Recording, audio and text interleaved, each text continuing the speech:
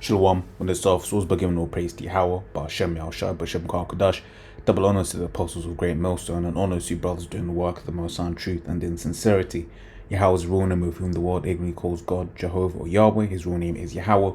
Some true name is Yahushua. And when we pray Yahweh, Ba'ashem Yahushua, Ba meaning in, Ha meaning the, and Sham meaning name. Right, so Yahweh in the name of Yahushua. Real quick, I just wanted to touch on this one. Is something I've mentioned at the camp, which called a number of times. But it's just this notion of we'll let the clip play, right? And then get into lessons. Fair use. So Lord's will, don't get taken down. But let's have a listen. I have yet to meet a South African who left South Africa during apartheid or maybe even afterwards, who says they supported it. Yes, that's what I was about to say. I have yet, let me tell you something, and I don't even mean this in I just go, this was a system that was well run, it was supported, who voted for this? I'm just like, where are they? Yo, where are all the people who had to have voted? I can't find a guy. I can't find 20 of them. Even the people you're talking about who are now leading these pro-Afrikaner, and extreme. Because we've got to be careful. You can be pro-Afrikaner, totally, but not be a heavy nationalist. And so there's a split there. You know what I mean? 100%. Yeah.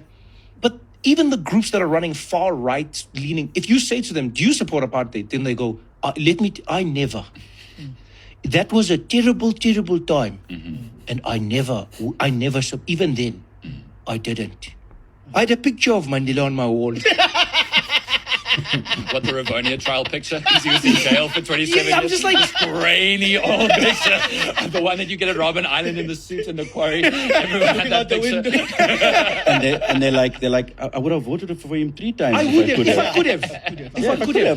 Mandela was a great.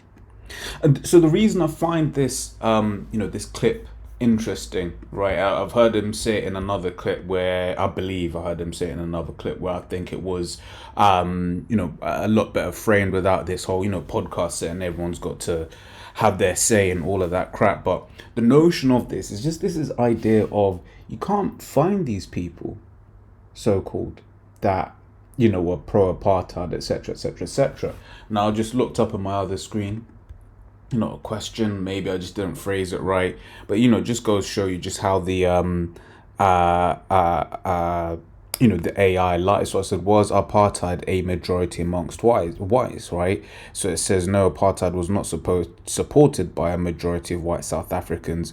But then you look on Wikipedia, literally on the same screen, right? Although the majority of whites supported apartheid, some 20% did not. Okay, so just goes to show you how the what's the word? These AIs lie, right?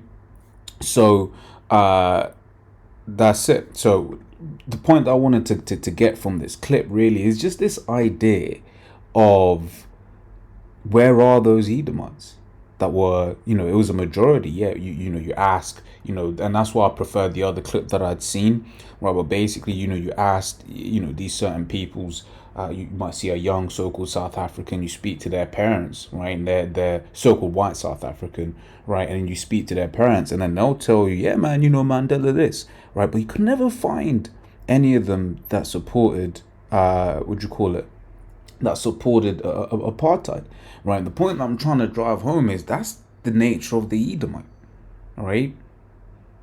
The same ones that will say, yeah, man, if I was around there back in the time of of slavery, man, I would have been the good white, one of the good white guys. And it's like, no, you wouldn't. That's not your nature, okay? And we're going to get into some precepts, right? We're going to start off Sirach 12 and 10. It says, never trust thine enemy, for like his iron rusteth, so is his wickedness, right? So he's our enemy, right? From the womb, right? From the womb, he's been our enemy. And when you're around him, right, he can as it's going to go into, right? Or is it I think I'm thinking of Sirach the 13th chapter. Do you believe I'm thinking of Sirach 13? Yeah, 13, right? So I'll load that one up as well, right? This is Sirach 13 and 6. Fucking spells are gonna give me what I want. There we go. Okay, so that's it. He'll use you. He'll smile in your face. He'll make you feel like y'all are best friends.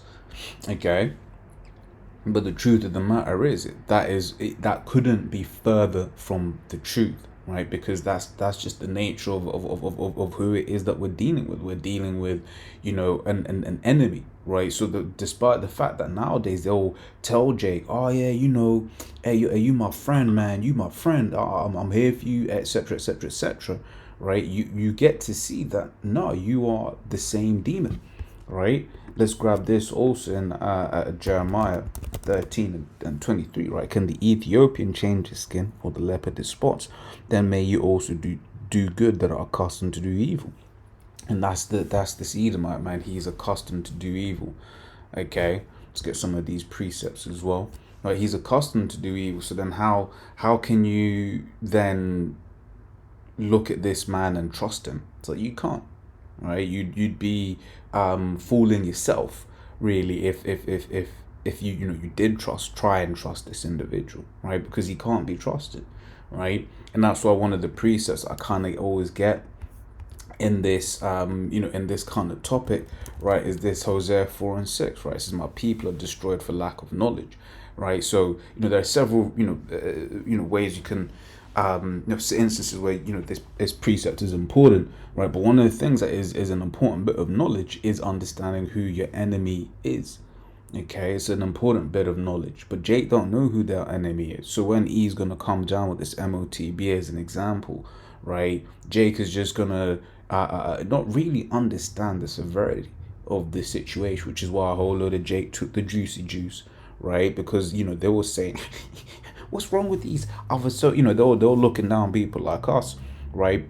In the idea that we were the ones with the problem. Now, if you understand that Esau, right, that the man in power is the Edomite, right, and he has had a perpetual hatred, right, pursuant to Ezekiel 35 and 5, right, against our people, you understand not to trust this man. Right, when you understand who the Edomite is, Sirach 12 and 10 comes easy and onwards, right, which we're going to finish. We're going to get all these precepts, right? It says, because thou hast rejected knowledge, I will also reject thee, that thou shalt be no priest to me. Seeing thou hast forgotten the law of thy power, I will also forget thy children. Okay, so that's it. Okay, so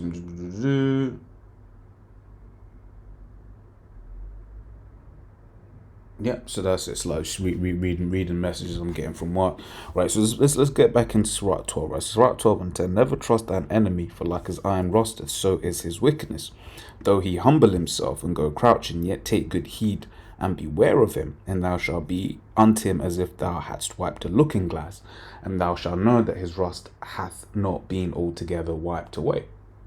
So when you then take a step back and you start observing this Edomite, you actually start realizing, this is the same Edomite, right? Once again, he'll laugh with you, he'll hire you, right? Hell, he will even accept you marrying his daughter in 2025, right? But guess what? He don't like you, right? He may smile in your face, but he don't like you because it's not in his nature to like you. Okay, it's just right now it is the politically correct thing to do. Just like how back in the time of apartheid, it was the politically it was okay for them, Edomites to look down on the Jakes, so-called blacks, who knew you would have Hamites, amongst the group, right, as well, right? But you would have basically it's like, what's the word I'm looking for? Yeah, but basically the point is, just like back then, it was okay for them to show their horns, right? But right now, it's not the politically correct thing to do. Okay, that doesn't mean that their heart has changed, right? And in these last days, you're gonna start seeing that more and more, right? What is that precept? This is Isaiah 13:14, and it shall be as the chase roe and the sheep that no man taketh up. They shall every man turn to his own people and flee everyone into his own land. Right, which on that last point you're seeing more and more, right, because of the whole just the failing of the economy, the whole immigration conversation. A lot of people are fleeing back to their own land. Right, but what I'm wanting to touch on here is this the idea of everyone turning to his own people. Right, people are becoming more and more tribal. Right, and as that becomes more and more acceptable, all of a sudden you're gonna start finding all them people that were pro. And I'm just using apartheid as an example, right? Because of this particular clip. Okay, but the point is, people that were pro, the lynchings, right? That were pro segregation, which we'll tell you, hey, we pro segregation, right? One of the things, would you call it? Because when we weren't around you, we were doing good, right? Didn't mean Isaiah, right? We were doing better, right? Because when Jake gets around the heathens, guess what? Right, Jake starts, being seduced by the heathens. Let's grab that as well.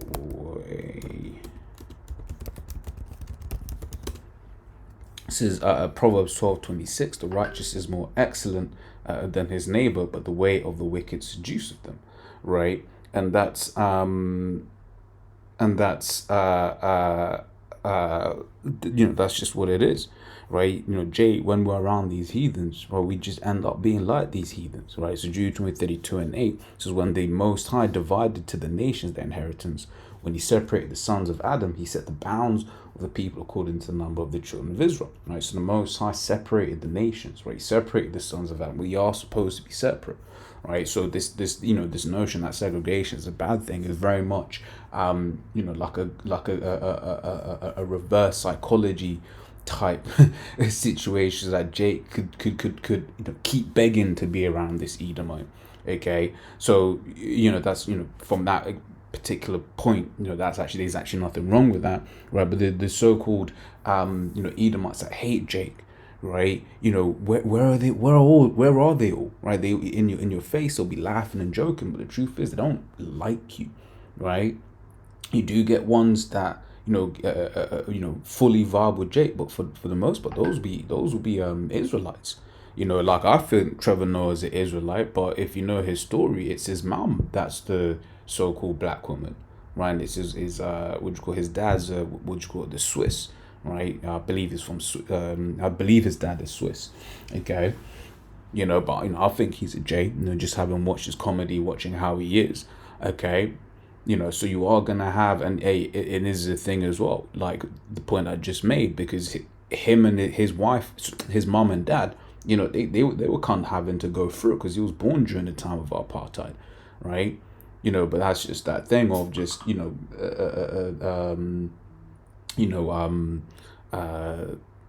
I've got all these messages going, so I'm losing my trail of thought sometimes. So slack it for that, right? But just the point I was just trying to make there was, when you do get so-called white people that just be vibing with Jake, there's a good chance that they're actually Israelites, okay, right? Because the nature of the Edomite is to not like Jake, right? To use Jake when need is, right? Which we've still got all of them precepts on deck, okay. So we read this. So as a precept back to Jeremiah 13:23, right, is Ecclesiastes 7:13, consider the work of the Most High, for who can make that straight which he hath made crooked. So something that ain't right, the Lord has made it that way, right, and it can't be made straight. This is Isaiah 26:10. Let favor be showed to the wicked, yet will he not learn righteousness. In the land of uprightness he will deal unjustly, and will not behold the majesty of Yahweh. Okay, so no matter how much righteousness, rather how much leeway this Edomite is shown, he ain't gonna learn righteousness because it's not in him to do that, right? And as we read, right, he's accustomed to do evil, therefore he's gonna continue to do evil.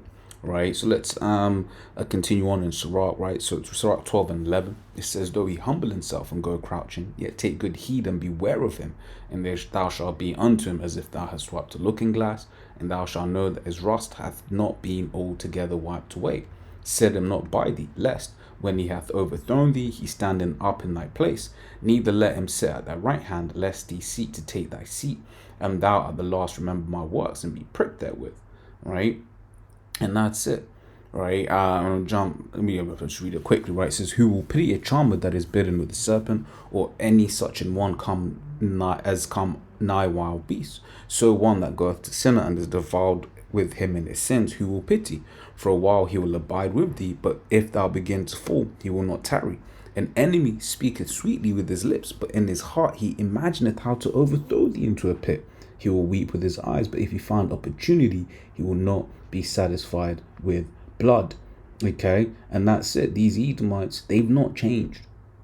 Okay, though when you go around and asking them, right, not all of them, oh, I'm one of the good ones.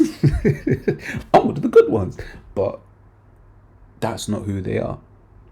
Okay, and like I said, I find that this clip really nicely encapsulated, because this is something that is very much of our time, right? You can go. I mean, in fact, let me just see real quick on my other tab, because he's 41. I'm just trying to see Robert Noah. Right, how old is this cat? Right, 1954. So he's what, 70? What? It's 1954. 1954. Yeah, so 70. Just gone 70, 71ish. Right. So he's 71. So you have people, old white, so-called white South Africans. You see them, right? They lived through that life, right? They lived through that life. That is how they grew up. That is the mentality that they grew up in. Yet they're going to look in your face and they're going to smile at you. Right? But we're here, the prophets are here to tell you that the Edomite hasn't changed. This is Sirach 13 and 4. Right? It says, "If thou be for his prophet, he will use thee. But if thou have nothing, he will forsake thee. If thou have anything, he will live with thee. Yea, he will make thee bear and will not be sorry for it. Right? If he have need of thee, he will deceive thee, and smile upon thee, and put thee in hope. He will speak thee fair, and say, What wantest thou? But he will shame thee by his meats, until he have drawn thee dry twice or thrice, and at the last he will laugh thee to scorn afterward. When he seeth thee, he will forsake thee, and shake his head at thee." Right? It says, "Beware that thou be not deceived and brought down in thy jollity." All right. But yeah, that's the point. The Edomite, he'll laugh with you, he'll joke with you, but don't forget, he's still an Edomite. He may say all of the right things, like, I mean, that's why I bloody laughed when first time I heard him say the words. I like, never. That was a terrible. You support apartheid? Then they go, I never. Even the groups that are running far right leaning, if you say to them, "Do you support apartheid?" Then they go, I never. That was a terrible. And I never, even then, I didn't. I had a picture of Mandela on my wall. What the Rivonia Right, and that's what they'll say. You even saw that in what, Get Out. You're like, yeah, I voted for Obama. Right, I would have voted for him another time. Right, that's this Edomite. Okay, so those were the point that I was trying to make. My musings. Those I was able to convey that across. As always, Lord, that was edifying. Until next time, we say shalom.